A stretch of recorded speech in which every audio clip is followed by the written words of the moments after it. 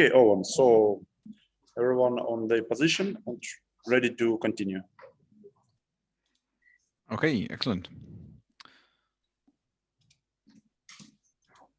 So hopefully you can see the screen. Yes, we Excellent. see. Okay, and we have to finish by about 12:15 my time, I think, 45 minutes or so. Yes, no problem. Okay, so this presentation is looking at details a bit more. So previously we talked about high-level aspects of the program. Now I'd like to drill down into some more detailed engineering behind composite monocoques. So you've seen my former student card before. I kind of showed you in the first presentation. If you look really closely, it's not a composite monocoque. So the knowledge that I'm kind of sharing with you now is based off 13 years of doing Formula One monocoques and working on designs like that. As I said in the first presentation, our car was tubular steel frame, mainly welded. We had some bonded panels on the floor, so in that respect, there were some aspects of monocoque construction, but really very little. No structural composite components on our car, so we had carbon fiber body panels, which was a pre-preg led into a female fiberglass mold, but that was it. We had no composite monocoque. The previous teams had done monocoques at Bath, but we did not have the experience or the confidence to go away and do such a thing ourselves. And we did have a team member that was very good at welding, so we were keen to go for a steel solution. As a result, the car, as I said before, was about 40 kilograms too heavy. So clearly a monocoque might have helped us get the overall mass of the car down. But yeah, it wasn't for us. Okay, so I've split the presentation up into 5 sections to kind of try and walk through where you would begin with a monocoque all the way through to what you do once you've actually finished it. So we're going to start out by talking about materials and why composite materials have an advantage, what it is about them that's good, how you should use them. We'll then talk about packaging and overall layout, because I think that is still very important, irrespective of what your frame is, whether it's a tubular frame or it's a composite monocoque. I think it's important to understand the overall layout and how you package the car. And the composite monocoque perhaps gives you some advantages that you don't have on a tubular frame. We're going to talk then about simulation and how you go about doing simulation work on the monocoque. Clearly, there are some things you have to be careful of when it comes to simulating composite components. We're going to talk about manufacturing, which I think is almost for most teams the biggest obstacle, quite frankly, to having a composite chassis is how we go about the manufacturing and reliably manufacturing something. And then lastly, we'll talk about validation again, which I think is really important, particularly if it's the first monocoque your team is designing. Validating what you've done and making the most of what you've achieved is really important. So let's talk about materials. In this section, we'll talk about anisotropy, by which I mean where you have materials that are different strengths in different directions. They don't work in an isotropic way, what benefits that gives us. How we choose the pre-preg materials and how we ensure that we have good enough mechanical properties from our material. So although composite materials have a very good strength and stiffness to weight ratio, the real benefit, the real advantage to using the composite materials is they are only strong or only stiff in a certain direction. So you can use material only where it's required. And you can use a mixture of materials. So you don't have to have the same fiber type everywhere. You can use unidirectional, you can use woven materials, you can use high strength fibers, high modulus fibers. Everything is open to you. Accepting that maybe not everything, not every material choice is open to you as students, it's still important to understand what materials you might like to use or what you'd ideally want to have, even if you can't necessarily afford them in the first year. One way of doing that would be to look at comparing and ranking different materials according to their strength and stiffness in different directions. So you can almost produce like a league table of here's all the manufacturers that we have access to. Here's all the pre-preg materials they use. Which ones do we want to use? Which ones do we really ask them for? It's important to ask yourself, what's more important? Should you think about the compressive modulus, the tensile modulus? If strength is important, which strengths do you look at? And try and understand what materials you would like to have, accepting that, okay, in the end, maybe budgetary requirements will dictate that that's not always possible. But it's important to understand philosophically, which materials would you like? What do you actually want? Because one day you might have a sponsor which says to you, dear former student racing team, I will give you a material of your choice. It'd be, as engineers, you should know what that choice should be.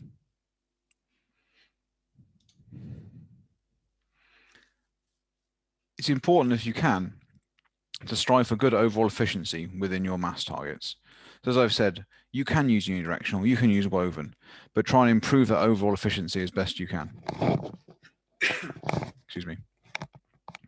Consider the compromise as well between fabric weight and manufacturing time. So fabric comes in different weights, which is a different thickness. And it could be the case that 280 or 300 GSM fibers, which are 50% thicker than a 200 GSM, actually that's better because it leaves you fewer plies to put in the mold for the same properties. That helps you on manufacturing time, and that's a better way of doing it all round. If you've got some very, very thin unidirectional or very, very thin spread toe fibers that are 0.1 of a millimeter thick and you need a 5 millimeter section, you're going to spend a lot of time laying it up, for example. So aside from the simple kind of requirements of cost and availability, so what you can afford and what's available, there are other things to consider when you're looking at your carbon fiber materials. Not all resins are the same, and it's important to work with any supplier you have an understanding. If you've got different carbon fibers, are the resins compatible? Because once you start to cure the carbon fiber and the resin starts to flow, it all mixes together, and it's important to make sure that the chemistry of that resin is compatible. Also think about shelf life, out of lifetimes, and how long it takes to process. So certain materials will go off faster and start to cure naturally much quicker once you take them out of the freezer. Others more robust. But think about how long it takes to work with the material, how long it will take you to lay up your entire composite monocoque, and at what stage of cure the first ply is going to be compared to the last ply when you're ready to cure the monocoque.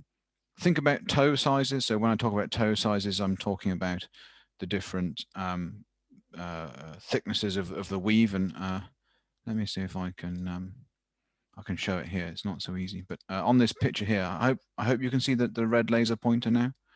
But yep. So you can see on some of the bodywork panels like this one, you've got a very almost like a chessboard style weave here.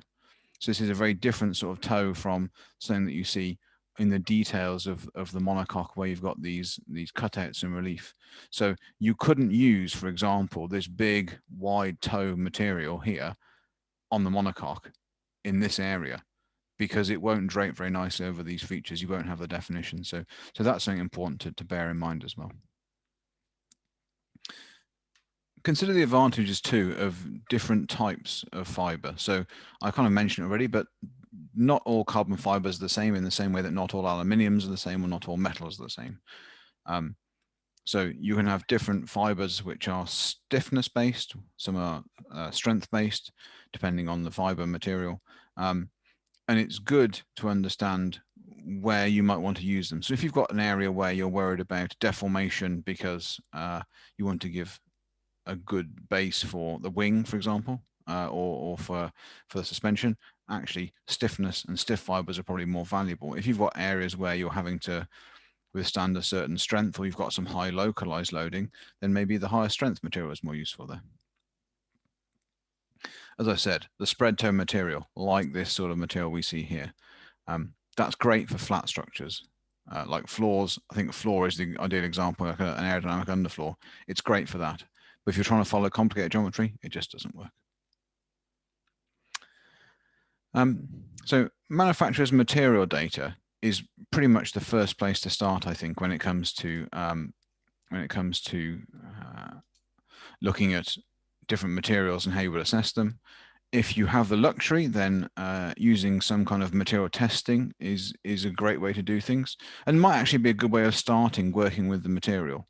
So understanding how you would process and cure the material and how you deal with it. You can make some little coupons to work out the strength of the materials.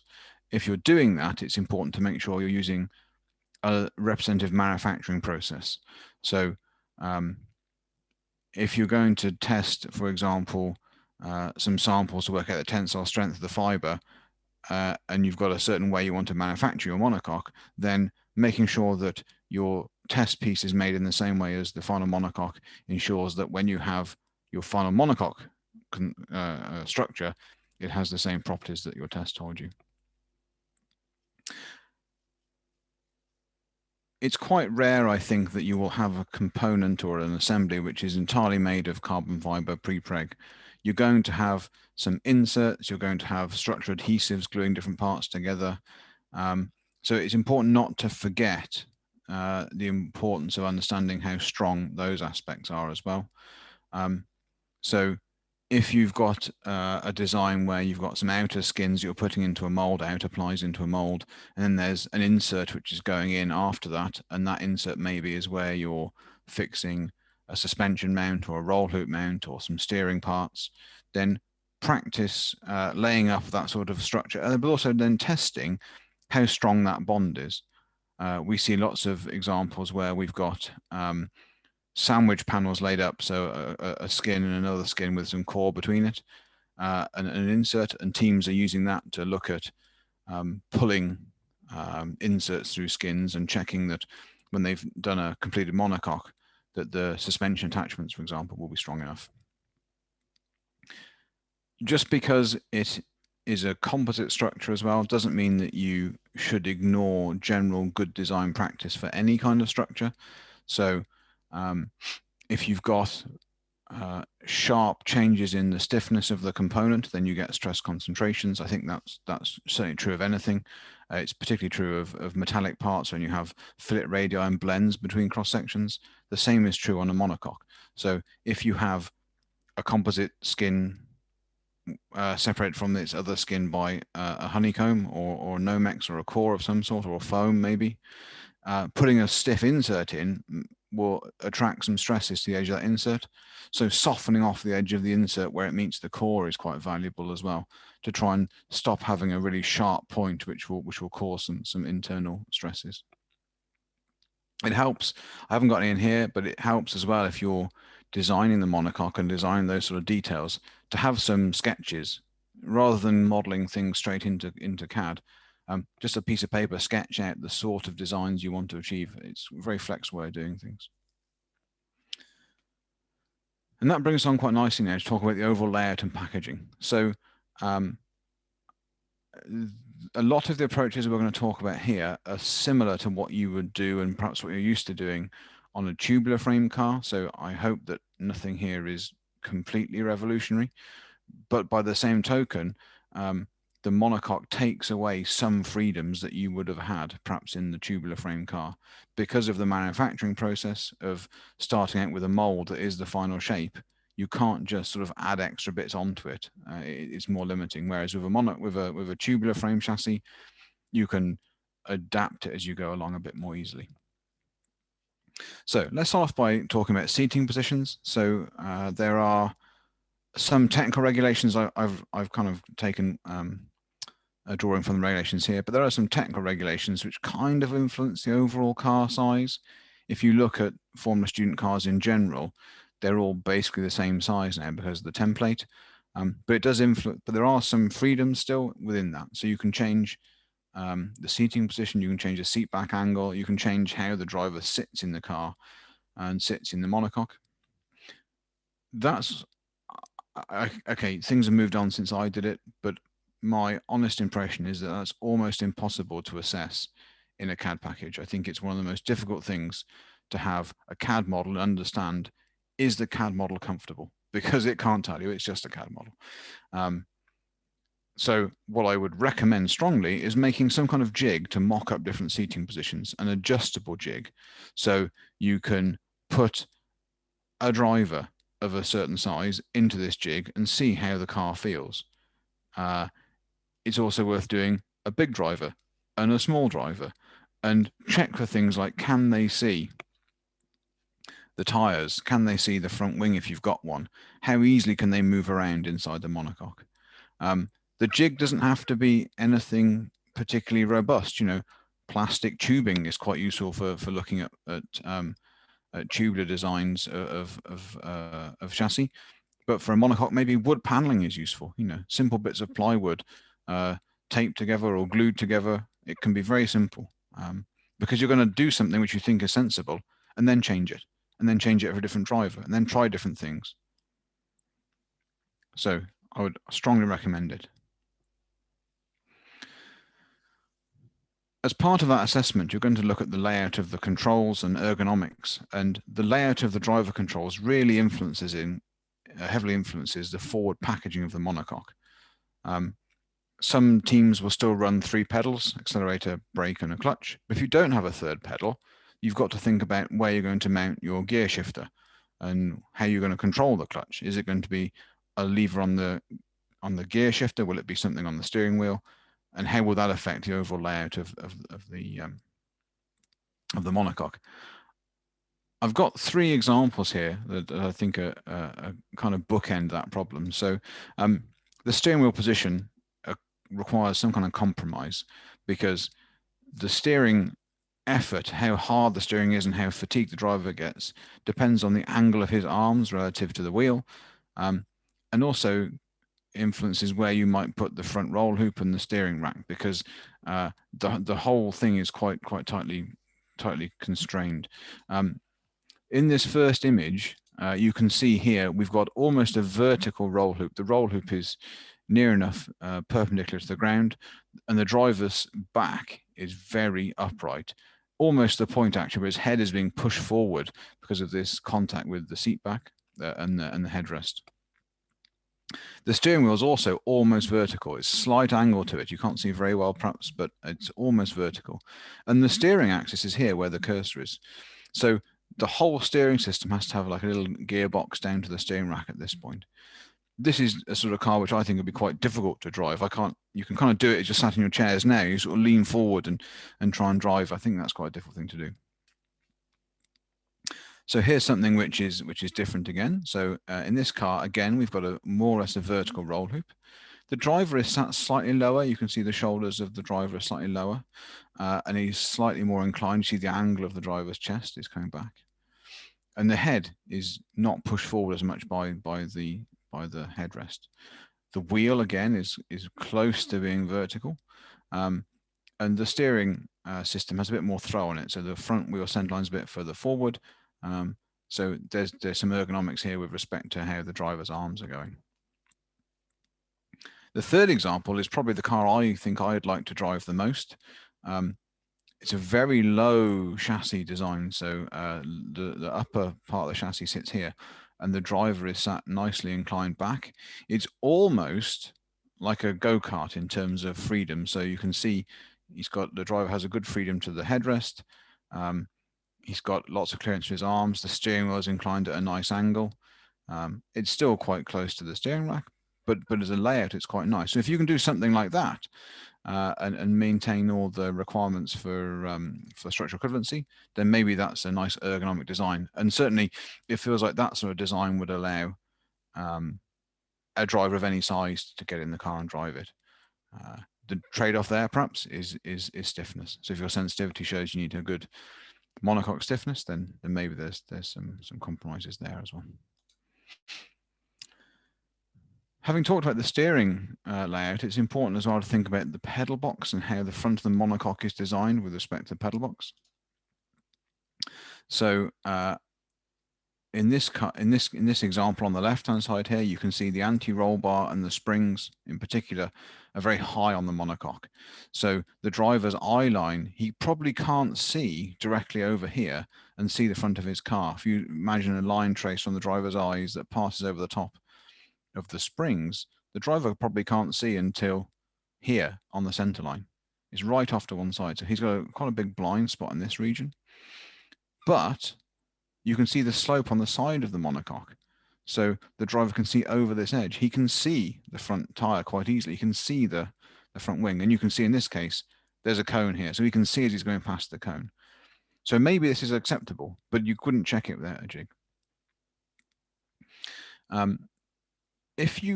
When you're laying out the ergonomics, if you imagine the driver's bum is here somewhere and the legs maybe are doing this, the pedal box can be quite low. If you want the driver's legs inclined, it pushes the pedal box up so that the front of the monocoque is relatively high, and that further influences this forward visibility. A contrasting car is something like this one here. So here, you still have a similar kind of position of the wheel relative to the driver's eyes. It's still fairly high, maybe not quite as high as the car on the left, slightly lower. But the front of the monocoque swoops down, and the driver here has a much better line of sight. Straight ahead, he can still see out the side, or she can still see out the side, but it gives you a much better overall view. So clearly, the ergonomics and the packaging, particularly in the front here, has been important for this team. Having looked at some of the previous examples, we've seen how the roll hoop layout affects the overall ergonomics of the car, but it also affects the overall surface envelope and the extremities of the car. And this is true equally as well of the monocoque and as of a tubular frame car. But it's certainly a good idea to start with some scale sketches. You could even go one-to-one scale. If you've got a big enough wall and you're allowed to drive on the wall, right on the wall, draw it full size. Draw it on a wall somewhere, have some big pieces of paper, try and sketch out roughly what it's going to look like. I'm a big believer in using sketches. It's a more creative process. You can do things quicker. You can work on things collaboratively. There's a time and a place to go into the 3D CAD system, but at the beginning, I would strongly recommend some sketches, some freehand. It doesn't have to be styling as such, but it will help you get to a more sensible layout earlier. And you can have more than one person working on it. It's another obvious advantage of sketching. You don't have to have one person working on one CAD part like you would in the digital format. You can have one piece of paper and many people can draw on it. The monocoque doesn't need to have straight tubes. So one of the things that I think road cars, like the Ariel Atom, are very poor at, but actually Formula Student cars are good at, is that any kind of external monocoque works best and most mass efficient when the tubes are straight. But you don't necessarily need that in a monocoque. That's not to say, though, that it isn't a good way to start laying out your overall section. For example, if you have an idea from your suspension engineers where they would like to mount suspension, you know roughly where the designer wants to, or the driver wants to sit, then you can start doing almost like a dot-to-dot arrangement to understand where the load paths are and consider it initially like a tubular chassis. That kind of leads me on nicely to talking about integrating your design and trying to make sure that when you're working with the powertrain engineers, aerodynamics engineers, if you have them, and suspension engineers, that what you have at the end is still greater than the sum of the parts, like we talked about in the previous presentation. It's important to understand the compromises on all sides, and this comes back to the goals of the team. What should you compromise? Should you compromise the suspension? Should you compromise the monocoque? And how does that influence the overall risks of the program? Maybe technically the monocoque can be compromised because the suspension may be more important, but is the overall program at risk if you don't make some compromises to make the monocoque easier to design or easier to manufacture? Because maybe that's the biggest risk to the program. Be critical. I think I've said this a few times already today, but it's important to be critical of your design and of the importance. Try not to let egos get in the way, for example. So if the monocoque designer is a persuasive person, it might be that he or she thinks their design is the absolute best and everything has to be perfect on the monocoque. But maybe that's not the case. You don't necessarily need to have the world's best monocoque. It doesn't need to weigh 19 kilograms. It can be something as a compromise. I tried to come up with a picture that I could show that would be a nicely designed monocoque without being too biased. So it's difficult because there's so many different solutions, but this is one I think I quite like, as picks up on all the things we've talked about up until now. So it's still got a fairly vertical roll hoop, but the driver has good head movement. You can see based on the angle of the body that the seat back comes down to some sensible angle like here. The sides are fairly low, so you don't have restriction around the elbows. The steering wheel looks a nice position away from the driver. It's inclined slightly, it's not completely vertical, and that allows a nice design at the front. You don't necessarily have a wonderful line of sight, but because the driver sits upright, the driver can see over this point of the car quite easily. There's no external suspension in the way, which is blocking things. The front of the monocoque tapers down to a fairly narrow section. So at this point, you don't have the driver's feet very high up, and you have good visibility.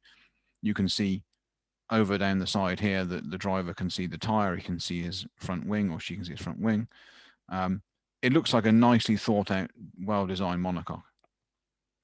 I think from memory, the actual car broke down in the Formula Student event, which perhaps kind of shows you that even if you do a fantastic job of the monocoque, maybe that's not the be all and end all. So you will be aware, I'm sure, of the requirements for structural equivalency. The monocoque construction must match the rigidity of the original tubular steel frame, and there are some limits on the orientation of material that you're allowed in that area. You have to submit some documents ahead of the event for a monocoque to prove that you are equivalent to the steel structure. Those pre-event submissions are a good way of understanding and characterizing your material failures, and that comes into its own when we start thinking about the simulation and FEA in particular of the monocoque. If you can simulate the structural equivalency tests, it's a good way of checking that the processes you're using for your simulations will be good enough for the rest of the monocoque as well. That said, it's not just the rules that you have to respect. Yes, the car has to be legal, and yes, the rules are there to try and ensure that as drivers and as students, everybody is safe when the car is being used.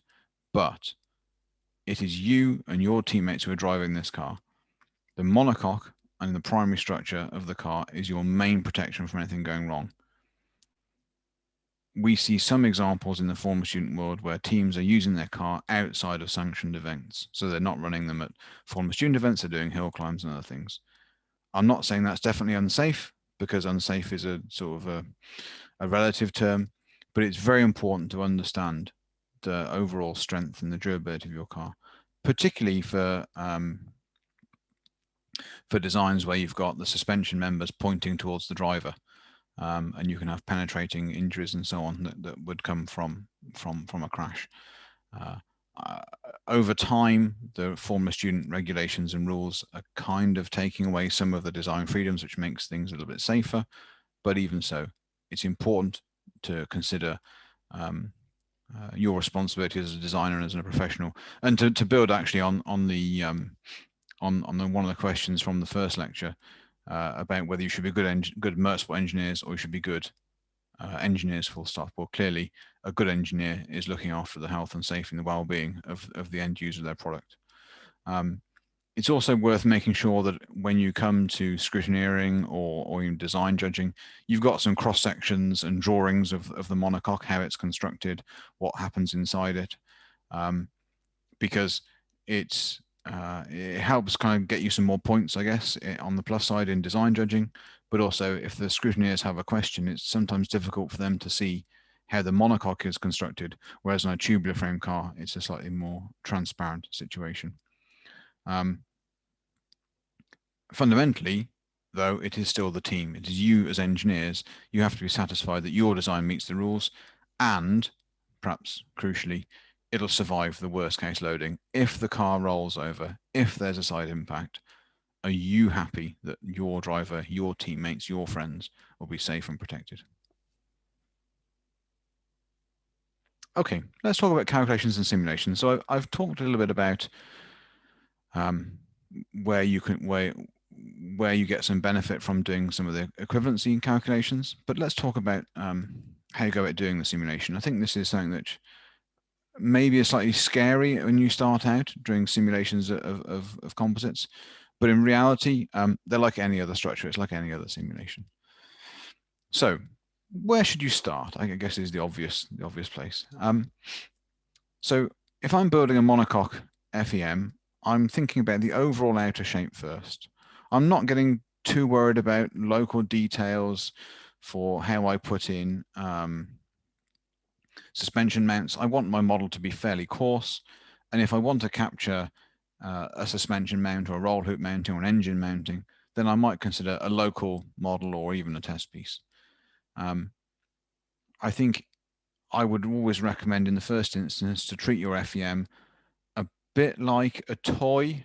I mean, it kind of sounds a bit weird to say it that way, but what I mean there is don't try and do one precise, accurate simulation of the monocoque. Try and play with your model, see how sensitive it is to different things, simplify it and look at running different simulation iterations. Look at the sensitivity of your design to different parameters. To help you do that, then some kind of simple representation of the suspension is probably going to be required. I don't think it's all, but almost all teams, I think, are using double wishbone type suspension. In the FE world, that lends itself well to truss style elements that give a force independent of their stiffness.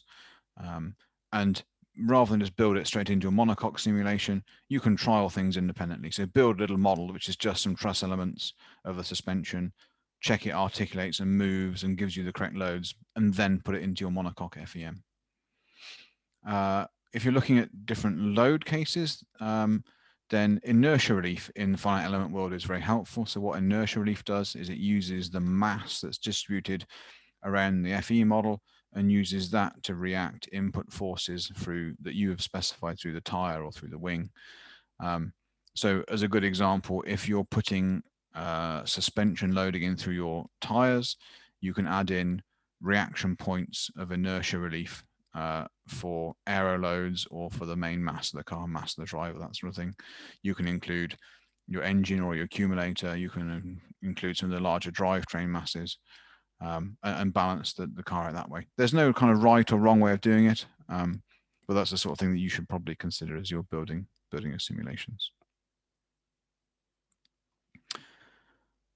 Optimization is often talked about by students as a design is optimized. Oh yes, I've done a certain optimization of a certain component. What we say in the optimization world is it's not a refinement, it is a true mathematical solution. So it's useful to do optimization of the structure to help understand the load paths, and you can run them in multiple stages to understand how the structure is working. So I would not, for example, at the beginning, run a simulation which is braking and cornering and accelerating and a roll hoop test all at once. I would run individual cases to understand the sensitivity of the structure to those load cases, and then understand, like I said previously, why the optimization gives you a result. It's nice to understand what the result is, of course it is, because that tells us thickness of material or core, all these kind of things. But it's important to understand why the optimization is wanting to behave like that. What is it about the optimization? What is it about your geometry or your load cases that mean the result is what it is? That's really, really important. And that's true for all simulation, to be fair, not just optimization, but it's true of all simulation. Sometimes as judges, we see simulations and calculations which are so impressive it sticks in our minds. And one of those was a team that had done a shell element thickness optimization. So they had a single layer of shell elements, which was their surface of their monocoque, effectively the molded surface. And they had, for a number of different load cases, asked the optimizer to change the thickness of those shells. And what it did was it started drawing in all the load paths. So it had a big offset. The thing could go to, I think, 50 millimeters thick of shell. and it ended up drawing like a dot to dot, almost like a tubular chassis.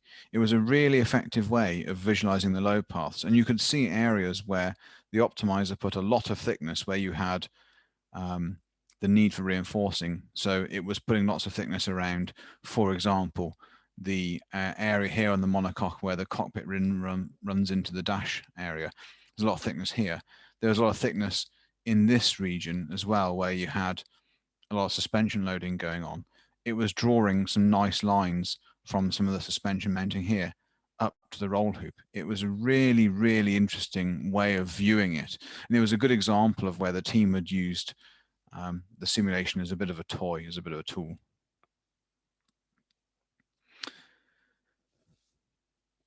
So I think for most metallic components, we're used to the idea of a yield strength or a tensile strength of the material. But for composite materials, clearly we have to think about it slightly differently. There are a number of different reserve factors you can use to help calculate in-plane failure in composites. I would always recommend some of the quadratic failure criteria. You can look at maximum strength in different directions versus an allowable, but I think a quadratic failure criteria like Hoffman is a good compromise. Depending on what FEA simulation tool you have available, you might find different failure criteria available. I think Sci-Hill and Sci-Wu were both different criteria that are available in most common packages. It doesn't matter too much which one you use, because in reality, no one is correct, and it's worth looking at different ones to see the overall sensitivity. Again, treat it like a bit of a toy. It's also fair to say that out of plane failure is difficult to estimate in your simple FEA models. So in any kind of pushing normal to the surface of the monocoque, like a suspension member, it's difficult to understand exactly what the strength there would be. So at that point, some kind of small manufacturing test pieces would be a good way of doing that.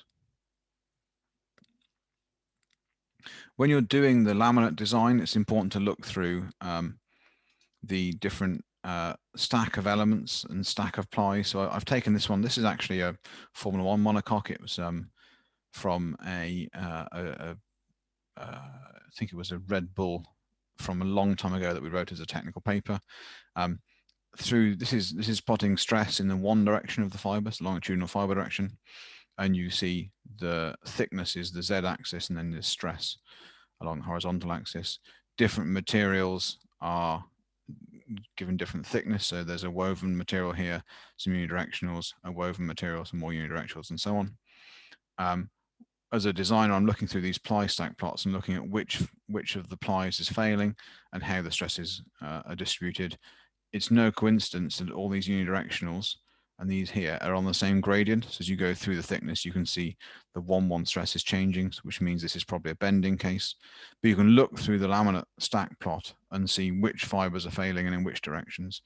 You can also, quite frankly, look at one ply at a time, and that can be quite useful as well. So rather than just plot the results from all of the plies in the monocoque, you can look at them one ply at a time, and that allows you to see which plies are working in which areas, and maybe even then reducing the size of the ply. So if your ply isn't working very hard in certain areas, you can remove it. And that's sometimes the best way of improving the overall reserve factors as well. Okay, let's talk about manufacturing. So we've done some design work, we've done our overall layout, we've done some simulations, so we know what shape we need.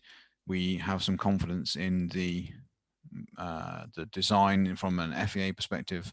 How do we go about turning that into reality? So this is, again, I hope an obvious thing to say. It's probably not feasible to test the entire chassis to destruction to find out how strong it was.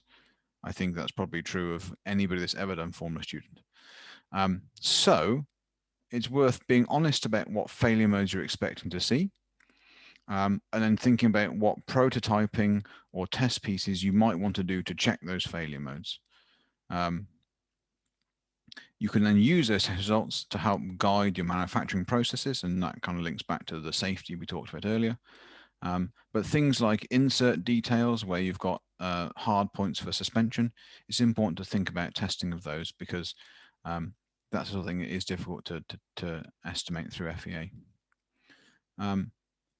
Again, sounds obvious, and certainly may not always be possible, but as much as you can, I would always plan to manufacture some test pieces before starting the main monocoque. And at this point, it kind of links the overall aims of the team. So it might be that you have to start building up your knowledge and experience of the composite material and the processing before you, in the years before you would do a full monocoque. So you have all the information and knowledge in the team before you go into it. You can do some validation at the same time, so you can put test pieces in at the same time as the monocoque when you're curing it, for example. So you have a known state of cure for the test piece relative to the monocoque. That can be very useful, but it should not be the case that the first time you're trialing a particular way of making something is your actual monocoque for your car. So if something goes wrong, you have no time to react to it. So one of the questions that's asked, I think, a lot of the time is, how many pieces should I mold the monocoque in? For my money, molding in one piece is more difficult, but it is quite common. You see a lot of teams make the monocoque in one piece. It can be harder to check because if you're laminating down into the leg box of the monocoque, it's difficult to see, it's difficult to measure, it's difficult to inspect how things are going. It can be a bit slower because it's tricky for more than one or two engineers to work on it at a time. And if, like me, you're a slightly broader shouldered person, let's say, maybe it's difficult to get in and laminate. There is a certain amount of higher risk as well. If your monocoque is only one piece and you have a problem during manufacturing, then that might influence the entire monocoque. Whereas if you're making it in many pieces, then there's some advantage there, because if you have the worst thing happens and the part is irreparably damaged, you don't throw the whole monocoque away, you just throw away part of it. Molding in two pieces for monocoques in Formula Student used to be quite common. I think it's less common now because there has to be some compromise. You have to put in a split line somewhere. You have to bond things together. If you're splitting the car, or the monocoque, I should say, left and right-hand side, consider how your suspension accuracy will be. Will you have the same suspension geometry on the left and the right-hand side, for example? How will you control that?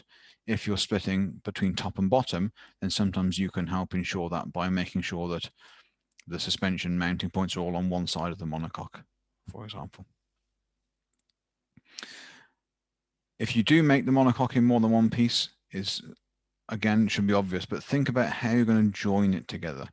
How can you make sure that you get enough adhesive? If you've got like a tongue and groove joint, by which I mean a vertical section and another section that laps over the side of it, how do you make sure that you don't lose the glue from the joint as you bring the two halves together?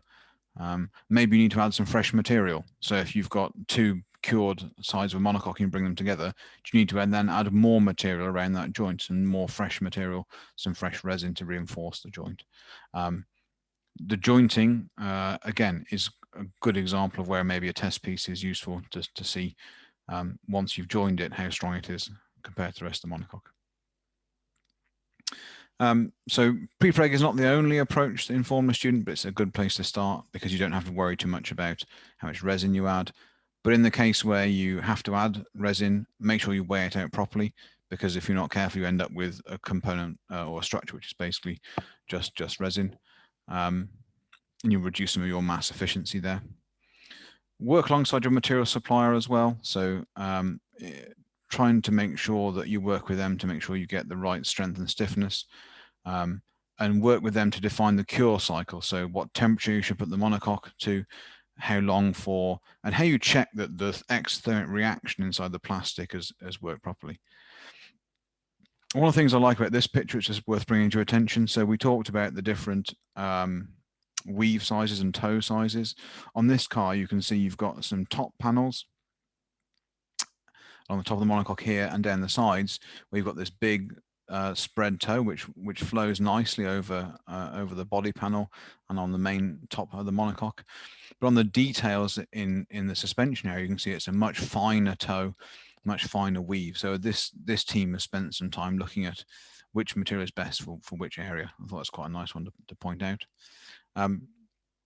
When you're doing your layup and you're looking at different materials in different regions, like we just talked about, it's ever so good idea to use a layup manual. So have a record of which ply should go in which area of the monocoque and at what order, what the orientation should be, check that it's the right material type, and have somebody else, if you're the person who's laying up the monocoque, have somebody else come in and check check that you've interpreted it correctly. In CAD, you can use flattened patterns, for example, so to pre-cut out the shape of the carbon fiber you want, so that when it projects onto the surface properly, it captures the curvature correctly. Okay, we're almost out of time, but I want to say just a few words about validation. Again, it's something that I think is important. There's two sorts of validation. The first is validating your manufacturing methods. So you don't necessarily need to be testing everything to destruction, but you can check that it is manufactured correctly. So again, working with the suppliers often, you can use ultrasonic testing to check for delamination or disc bonds, check that you've got enough glue, check there's no hollow areas in the component. Things like the front and main roll hoops in particular are important in that region. If you're really lucky, then you might have access through a supplier to a DSC, which is differential scanning calorimetry machine. And what that does is it looks at taking a sample of the resin from the part or from a test piece and curing it some more to see how much more exotherm energy comes off the parts. So you can use that as well, just to check that what you've made is correct. There are, of course, some non-destructive testing methods you can use as well. So you don't have to test everything to failure, because as we've said, you probably don't have the luxury of taking a monocoque and testing it to failure. The absolute bare minimum validation is just to weigh the monocoque. And it's surprising, honestly, the number of teams that have not done that. It sounds really elementary, I hope, when you say it, but what's the mass of the monocoque and what's the center of gravity? How does that compare to what you thought it would be based on your FEA and based on your CAD? That's really important to check that you've kind of got what you think you have. And try as well to validate your overall design targets that you set during your design period. So if torsional stiffness is important to you, if bending stiffness is important to you, then test that on your monocoque. You can also have some easy wins in terms of extra data. So you can take the bolts out from the engine, for example, when it's in the monocoque, and try testing the monocoque design with the engine in place and without the engine in place, and just see how the two differ. And that helps give you another level of validation as well. One point, again, I really want to labor here, is ensure that when you are testing and you are measuring your monocoque, you're matching what you did in the simulation as closely as possible. So if you've measured the vertical deflection in the FEA, make sure you measure the vertical deflection in your in the real component. It sounds obvious, but a lot of teams kind of don't pick that up. Okay, I think I'm almost on time. I guess there might be some questions because we've perhaps run through that a little bit faster than I would have normally done. So, but thank you. Thanks for listening.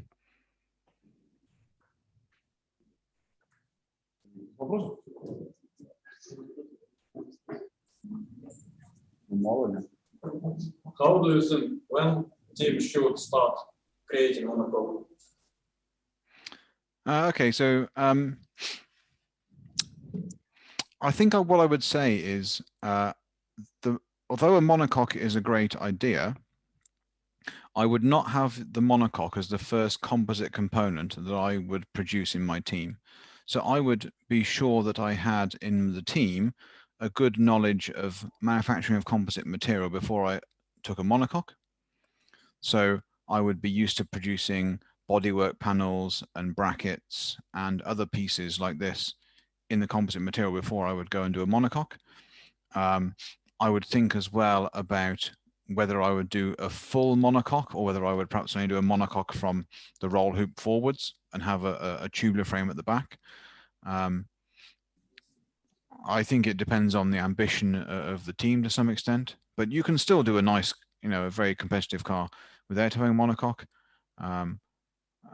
But coming back to kind of what we talked about in the question session for the last lecture, as engineers, we want to learn something, and I think there's a lot to learn in terms of structures and structural design from a monocoque. So if you've been doing Formula Student at your university for 5 or 6 years and you're confident, then I think that's a good time to consider it.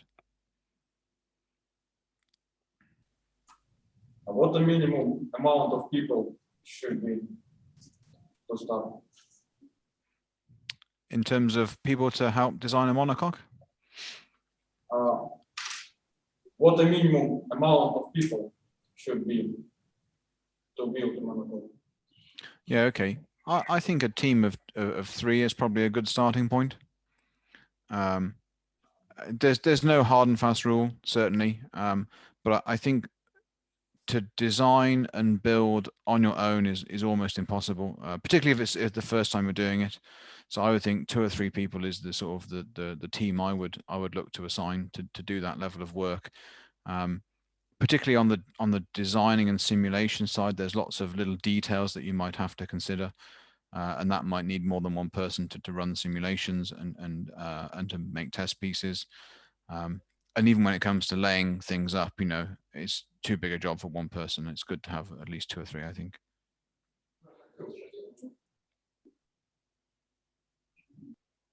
Owen, the question from my side: can you say the typical mass for the top level teams monocoques, just as a reference? Yeah, okay. So, I mean, clearly it's difficult to compare because different teams measure in different ways, but I've seen people quote less than 20 kilograms for a full monocoque, for maybe like a electric car or something with a smaller engine.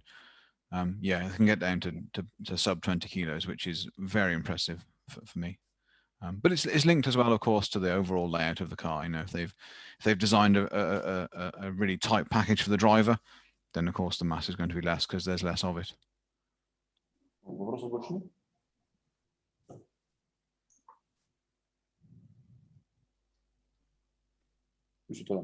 Okay, Owen, seems like no questions, and a very big thank you to you for your presentation. Appreciate no it. worries. It was really useful.